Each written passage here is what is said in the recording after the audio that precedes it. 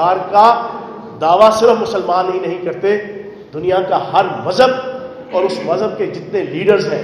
وہ بھی اس بات کو اکنالج کرتے ہیں کہ نہ ان جیسا پہلے کبھی اس دنیا میں آیا اور نہ کبھی رہتی دنیا تک کوئی ان جیسا اس دنیا میں آ سکے گا۔ تو یہ اسی سلسلے کی آج کاوش تھی۔ میں سمن رائے صاحبہ کو اور زلفی صاحب کو خراج تحسین پیش کروں گا، الحمرا آرٹس کونسل کی مینجمنٹ کو بھی، کہ جنہوں نے بڑے اچھے انداز سے جو ہے یہ پوری ایگزیبیشن جو ہے نا اس کو پرسو کیا ہے۔ دوسری چیز جو اس وقت پاکستان کے موجودہ حالات ہیں سیاسی، میں پچھلے 2 دن سے ایک انکشاف کر رہا ہوں اور آج اس پریس کانفرنس کے اندر پراپر طریقے سے میں انکشاف کروں گا۔ میر ایاز صادق صاحب نے اسمبلی کے فلور پہ کھڑے ہو کے اس پاکستان کو کہ جس کے حوالے سے میرا ہی نہیں پاکستان کے 22 کروڑ عوام کا یہ ایمان ہے کہ یہ پاکستان 27ویں رمضان کو نبی پاک صلی اللہ علیہ وآلہ وسلم کی جوتوں کی خاک کے صدقے بنا تھا، یہ ایمان ہے۔ اس پاکستان کی ملک دشمن طاقتوں سے اور انڈیا کے خلاف جو ہم نے فتح حاصل کی تھی 27 فروری 2019 کو، ان کے تیاروں کو مار گرا کر، ان کے ونگ کمانڈر ابھینندن کو گرفتار کر کے، اس کے بعد اس کو تھپکی اور پپی دے کے، اس کو چائے شائے پلا کے، وزیر اعظم پاکستان عمران خان صاحب نے سلطان صلاح الدین ایوبی کی یاد تازہ کرتے ہوئے کہ جس نے رچرڈ شیر دل کو میدان جنگ کے درمیان گھوڑا فراہم کیا تھا اور کہا تھا آؤ اور آ کے پھر میرے سے مقابلہ کرو، اسی طریقے سے جناب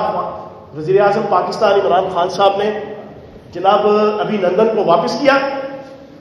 اور ان کے منہ پہ تمانچہ مارا، انڈین اسٹیبلشمنٹ کے، انڈین ایئر فورس کے، انڈین فوج کے اور ان کے میڈیا کو۔ لیکن بدقسمتی سے میر ایاز صادق نے اپنے لیڈر سلطان مفرور الدین ارطغرل کے کہنے پہ اس کے بیانیے کو آگے بڑھاتے ہوئے، اجیت دیول کے بیانیے کو آگے بڑھاتے ہوئے، میجر گورف آریہ کے بیانیے کو آگے بڑھاتے ہوئے، انڈین اسٹیبلشمنٹ اور انڈین را کے بیانیے کو آگے بڑھاتے ہوئے اسمبلی کے فلور پر ہماری اس فتح کو شکست میں تبدیل کرنے کی جو ناکام کوشش کی تھی کہ جناب ابھینندن کو واپس کر دیا گیا تھا۔ اور کیوں واپس کیا گیا تھا میں وہ الفاظ بھی دہرانا پسند نہیں کروں گا، لیکن آج میں بڑے ادب سے پوری پاکستانی قوم کے سامنے ایک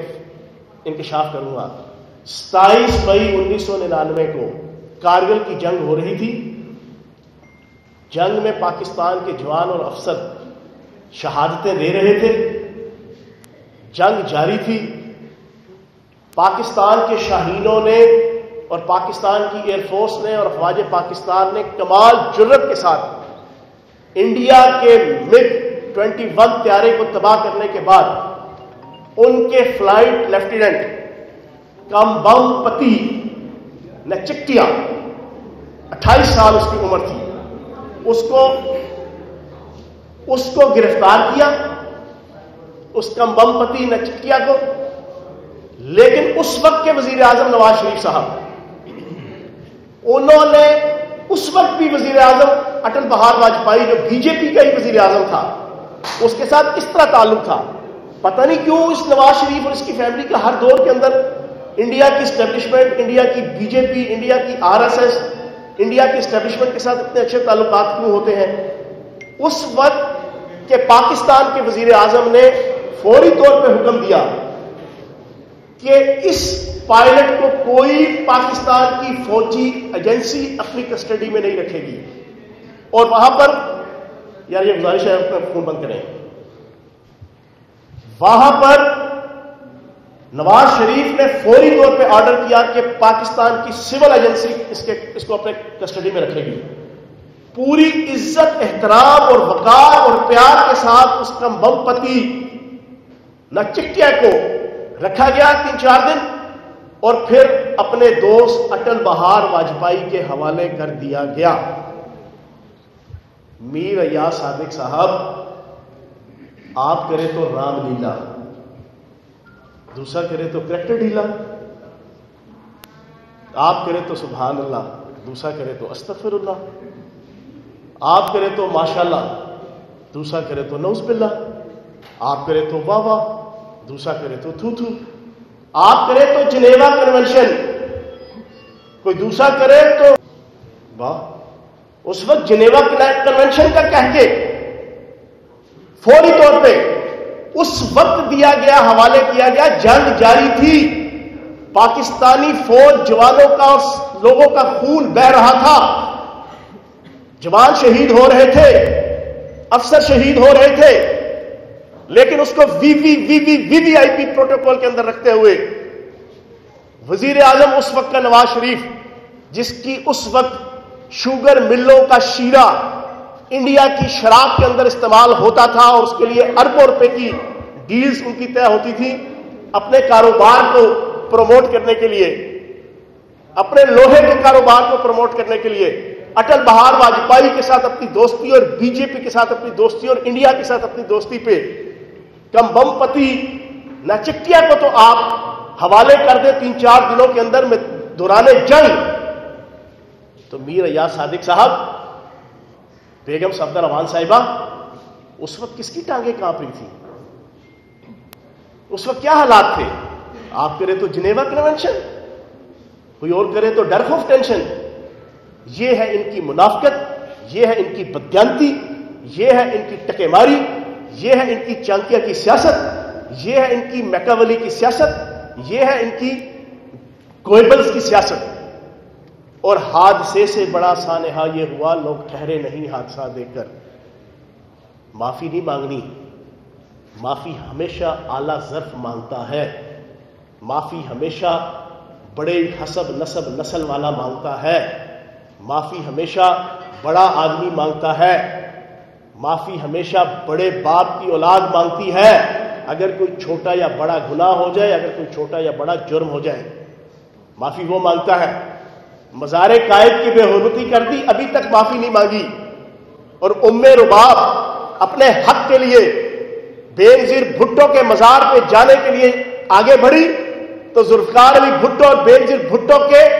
مزار کو اس کو جانے نہیں دیا گیا کہ بے حرمتی ہوگی۔ بابائے قوم قائد اعظم کی کوئی بے حرمتی نہیں ہوئی۔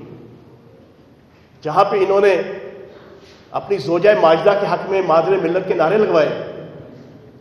پکڑے گئے تو کہتے ہیں فاطمہ جناح صاحبہ کے حق میں نعرے لگا رہے تھے، کوئی معافی نہیں مانگی۔ پھر اس کے بعد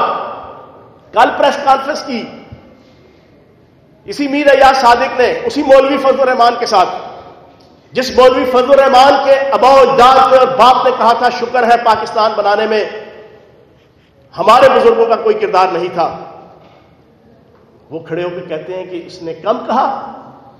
اسے اس سے زیادہ کہنا چاہیے تھا۔ نہیں جناب، پاکستان کی عوام جان چکی ہے۔ میں تو انڈین چینلز کے اندر مسلسل جاتا ہوں، ریگولر جاتا رہا ہوں، مجھے پتا ہے، اور لاسٹ جو میرے ساتھ ایونٹ ہوا وہاں پر انڈین را کا سابق ڈائریکٹر تڑیا دیتا رہا میرا مائک بند کر کے، اپنی گلی میں کتا بھی شیر ہوتا ہے کہ مزداق، کہ 15 دن سے لے کے 2 مہینے میں دیکھنا ہم پاکستان کے ساتھ کیا کرتے ہیں، ہم بلوچستان میں کیا کرتے ہیں۔ 22 کروڑ پاکستانیوں، آپ کی آنکھ کھل جانی چاہیے۔ یہی زبان سلطان مفرور الدین ارطغرل، یہی محمود خان اچکزئی، یہی بیگم صفدر امان 15 دن سے لے کے 2 مہینے کا جناب آپ کو دھمکیاں دے رہے ہیں۔ تو انشاءاللہ پاکستان کی عوام جرأت مند عوام ہے، محب وطن عوام ہے۔ میں عبد القادر بلوچ کو خراج تحسین پیش کروں گا، ان کے صوبائی صدر۔ میں ان کے سابق وزیر اعلیٰ ثناء اللہ ظاہری کو خراج تحسین پیش کروں گا۔ میں ان کے سابق وزیر سردار منصف ڈوگر کو خراج تحسین پیش کروں گا۔ میں ان کے سابق MNA ملک اعتبار کو خراج تحسین پیش کروں گا۔ میں ان کے حاضر سروس MPA میاں جلیل شرپوری کو خراج تحسین پیش کروں گا۔ میں نشاد ڈہا کو خراج تحسین پیش کروں گا۔ میں جہانگیر خانزادہ کو خراج تحسین پیش کروں گا۔ میں ان کے اشرف انصاری کو خراج تحسین پیش کروں گا۔ میں ان کے مولوی غیاث کو خراج تحسین پیش کروں گا۔ اور میں ان کے BCO MNA MP اور سینٹرز کہ جو ابھی کھل کے سامنے نہیں آئے لیکن انہوں نے اظہار کیا اس چیز کا کہ ہم اس ملک دشمن طاقت اور انڈیا کے بیانیے کے اوپر اس سلطان مفرور الدین ارطغرل کے ساتھ اور اس کی اس بیٹی کے ساتھ کہ جس کا یہ نعرہ ہے کہ ووٹ کو عزت دو، اس کا صرف مطلب یہ ہے مجھے لندن جانے دو۔ ووٹ کو عزت دو ایکول ٹو مجھے لندن جانے دو، ہم اس کے ساتھ نہیں ہیں۔ اور انشاءاللہ نون لیگ کا 100% ووٹر محب وطن ہے، 100%۔ نون لیگ کا ووٹر یہ نہیں دیکھ رہا کہ مزار قائد کی بے حرمتی ہوئی. نون لیگ کا ووٹر یہ نہیں دیکھ رہا کہ میر ایاز صادق نے پاکستان کے 22 کروڑ پاکستانیوں کی فتح کو شکست میں بدلنے کے لیے کیا بکواس کی. نون لیگ کا ووٹر یہ نہیں دیکھ رہا کہ اردو زبان کہ جو پورے پاکستان کی جان ہے اور پاکستان کو بنانے کا بنیادی ہب ہے، محمود خان اچکزئی نے وہاں پہ کھڑے ہو کے بکواس کی کہ اردو ہماری زبان نہیں ہے، لیکن کسی ایک میں جرت نہیں ہوئی کہ اس کوئٹہ کے جلسے میں کوئی اس کے بعد لیڈر آتا اور وہ عزت اور احترام کے ساتھ کہہ دیتا کہ جناب اچکزئی صاحب نے یہ بات کی ہے، یہ غلط بات ہے، اردو زبان سے ہماری ایفیلیشن اور فلاں اور فلاں. میں پنجابی ہونے کے باوجود پنجابی ازم کو جوتے کی نوک پہ رکھتا ہوں اپنے اردو ازم اور اپنے پاکستان ازم کے مقابلے میں. ہمارے لیے صرف اور صرف اول و آخر پاکستان، جگ جگ جیوے پاکستان، راج دلارا پاکستان، آگ کتارا پاکستان، ہم سب کو پیارا پاکستان. کسی نے اس کے اوپر محمود خان اچکزئی کی گوشمالی نہیں کی. میاں انس جناب نورانی صاحب مولانا سلپ آف ٹنگ ہوئی جو بھی ہوئی، لیکن کسی کو جرت نہیں ہوئی. اس کے بعد سارے یہ مکس اچار پارٹی کے لیڈر آئے تقریر کرنے کہ یار تم کلیریفائی کر دو کہ یہ سلپ آف ٹنگ ہے یا جو انہوں نے کہا ہے اس کے ساتھ ہمارا کوئی تعلق نہیں. یہ سارا ان کا جناب کٹھا چھٹا اس طرح آپس میں ملا ہوا ہے، باہر سے ڈوریاں ہل رہی ہیں، لیکن اپنی کرپشن، اپنی بددیانتی، اپنی ٹکے ماری سے بچنے کے لیے پاکستان کو ہم داؤ پہ لگنے نہیں دیں گے. اچھا چوہان صاحب، یہ پی ڈی ایم کی عمر کتنی ہے؟ پی ڈی ایم جو ہے وہ دودھ کے دانت جو ہے وہ نہیں نکال سکے گی. دودھ کے دانت ان کے ابھی پورے نہیں نکلیں گے. اس سے پہلے پی ڈی ایم جناب قصہ پانی نہ بن جائے گی اور دسمبر کا مہینہ نہیں دیکھے گی اس سے پہلے ہی. اور میں نے 3 دن سے میں بات کر رہا ہوں، 4 دن سے میں نے کہا کہ میاں محسن لطیف، میاں احسن لطیف، عباس شریف، نواز شریف، یہ فیملی اکٹھی ہو گئی ہے شہباز شریف صاحب کے اور حمزہ شہباز صاحب کے خلاف. بنیادی وجہ یہ ہے کہ اوقاف کی زمینوں کے نیب کا کیس محسن لطیف اور احسن لطیف پہ ہوا. میاں محسن لطیف کا اور عباس شریف فیملی کا اور نواز شریف فیملی کا اور بیگم صفدر امان کا یہ ایمان ہے کہ یہ کیس بنیادی طور پہ حمزہ شہباز پہ بننا چاہیے تھا، لیکن حمزہ شہباز اور شہباز شریف نے کوئی کمال مہارت کر کے، کوئی جادوگری کر کے اپنے سے اتار کے اس کے سر پہ ڈال دیا. اس بنیاد پہ ان کا سخت اختلاف ہوا ہے. میں نے یہ بھی پریڈکٹ کیا 4-6 دن پہلے کہ بیگم صفدر امان سیریسلی کنسلٹیشن کر رہی ہے الیکشن کمیشن کے اندر پارٹی اپنے نام سے رجسٹر کرانے کی. اب میری ان ساری باتوں کو رد نہیں کیا، وہ ایک رکھی ہوئی ہے انہوں نے جناب ترجمان، وہ بیگم صفدر امان کے کہنے پہ ابھی بھی اس پریس کانفرنس کے بعد آئے گی. اس نے یہی کہا کہ بھئی آپ مامے چاچے لگتے ہیں چوہان صاحب آل شریف کے اختلافات کی ہوں گے، یہ نہیں کہا نہیں ہے. اور پھر اس کے بعد آج جو ڈرامہ کیا نا، یہ میری پچھلے 1 ہفتے کی پشین گوئیوں کے نتیجے میں آج جو حمزہ شہباز صاحب کی اور بیگم صفدر امان صاحبہ کا جو ملنا تھا وہ ساری دنیا نے دیکھا ہے. یہ بنیادی طور پر فیاض الحسن چوہان کی جو پریڈکشن تھی اس کا اثر ظاہر کرنے کی ایک ناکام کوشش تھی. ان کی اپنے گھر کے اندر پھوٹ پڑ گئی ہے، ان کی پارٹی تباہ ہو گئی ہے. اور میں ایک بات پچھلے کئی ماہ سے دہرا رہا ہوں، میم لیگ جتنا کھل کے کھیلے گی اتنا میم لیگ کا بھی، نون لیگ کا بھی اور شین لیگ کا بھی اور مکس اچار پارٹی پی ڈی ایم کا بھی بیڑا کر کے رہے گی. اچھا سر، یہ کہ مادر ملت کہہ کے بلایا جائے اور اس پہ فلیکس سے اور یہ ساری چیزیں ہو رہی ہیں، اس حوالے سے تھوڑی سی وضاحت کریں. جب وہ بات کھل کے آ گئی نا، وہ سائی کیپٹن صفدر کہتا تھا میں نے تو جناب فاطمہ جناح کے لیے نعرے مارے تھے. یہ بالکل وہی ہے. ایک بندہ جناب سمندر کے کنارے کھڑا تھا، اچانک جناب لہروں کا ایک تھپیڑا آیا، وہ اس کو اندر لے گیا. جناب ڈوبنے لگا تو دل ہی دل میں اس نے منت مانگی، اے اللہ مجھے بچا لے گا تو تیرے رستے میں دیکھ دوں گا. دوسرا تھپیڑا آیا، اس نے باہر پھینک دیا، باہر آیا دل میں کھوٹ آ گیا، دل میں کہتا کیڑی دیکھ. ساتھ ہی تیسرا تھپیڑا آیا، پھر اندر لے گیا. تو وہ بندہ کہتا ہے اللہ بھی ہے، میں تو سوچ رہا سی کیڑی دیکھ مٹھی کے سلونی. ٹھیک ہے نا، یہ ایگزیکٹ صفدر امان کی وہی چلاکی تھی. اپنی زوجہ ماجدہ کو سامنے کھڑا کر کے اس کی مادر ملت کے نعرے لگا رہا تھا. پکڑا گیا تو کہتا میں کون سے ان کی کر رہا تھا، میں تو مادر ملت فاطمہ جناح کے نعرے مار رہا تھا. او بھائی کیوں لوگوں کو بے وقوف بناتے ہو؟ ہمیں تمہارے وہ اسمبلی کے اندر بھی وہ کتبے دیکھے ہیں،